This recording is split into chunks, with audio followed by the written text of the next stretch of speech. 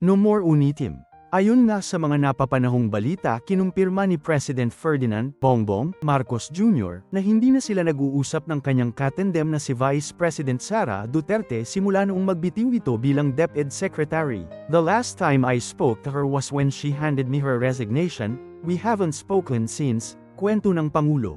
Dagdag pa nito ayon naman kay VP Sara Duterte. Hindi kami magkaibigan, ito ang pahayag ni VP Sara Duterte tungkol sa samahan nila ni Pres. Ferdinand Marcos Jr.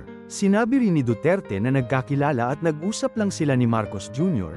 dahil naging running mates ang dalawa noong 2022 national elections. Dagdag ni Duterte, huli niyang nakausap ang Pangulo noong nagbitiw siya sa pwesto bilang DepEd Secretary nitong Hunyo. Ano sa palagay niyo, mga kabayan? Maapektuhan kaya nito ang paparating na midterm elections? Subscribe for more videos at mag-comment ng iyong saloobin para may feature namin sa mga susunod na video.